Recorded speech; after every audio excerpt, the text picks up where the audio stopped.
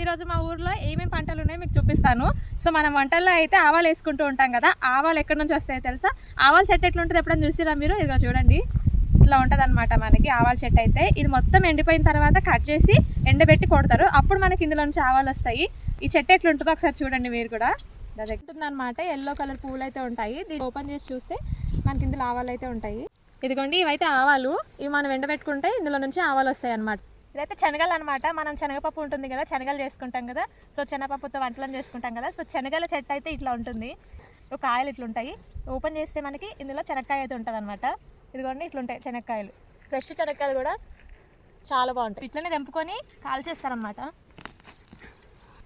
ఎన్ని శనగకాయలు ఉన్నాయి చూడండి. శనగకాయలని మంచిగా కాల్చుకొని తినొచ్చు. మొత్తం పంట అంటే ఎండిపోయిన తర్వాత వీటిని శనగలు అయితే చేస్తారనమాట. ఇది గోధుమ పంట అనమాట. మన గోధుమలు వస్తాయి కదా, గోధుమల చెట్లు ఇవి కూడా చాలా మందికి తెలియకపోవచ్చు. చూడడానికి మనకి వరి పంట లాగానే ఉంటుంది కానీ గోధుమలు అనమాట. మనకైతే గోధుమలు గోధుమలు ఇక్కడ నుంచి ఈ చెట్ల నుంచి అయితే వస్తాయి. వీటిని కుస్మలు అంటారు, తెల్ల కుస్మలు అంటారు అనమాట. మనకి నల్లవి కూడా ఉంటాయి. అయితే అదేంటి సన్ఫ్లవర్ సీడ్స్ అంటాం కదా. సన్ఫ్లవర్ సీడ్స్తో మనకి ఆయిల్ వస్తుంది. చాలా మందికి సన్ఫ్లవర్ సీడ్స్ ఆయిల్ అనేది తెలుసు, మనం సన్ఫ్లవర్ ఆయిల్ కొనుక్కుంటాం కదా బయట. కానీ మా తెలంగాణలో స్పెషల్గా డెలివరీ అయిన వాళ్ళకి కానీ వాళ్ళందరికీ కూడా కుస్మల నూనె పెడతారు. ఈ ఆయిల్ చాలా మంచిది అనమాట హెల్త్కి. సో కుస్మలు అయితే ఇట్లుంటాయి, ఫ్లవర్ ఇట్లుంటుంది. ఇంగ్లీష్లో మనకి వీటిని సాఫ్లవర్ అంటారు. సో సాఫ్లవర్ ఆయిల్ అంటే వీటి నుంచి వస్తుంది అనమాట. ఇందులో గింజలు ఉంటాయి. ఇవి ఎండిపోయినాక తీసి మనకి ఆయిల్ పట్టించుకోవచ్చు. చాలా బాగుంటుంది ఆయిల్ అయితే. సో కుస్మ పువ్వు అనమాట ఇది. కుస్మలకి మస్తు ముళ్ళు ఉంటాయి, ఇక గుచ్చుకునే ఆల్రెడీ చూపిస్తుంటుంది.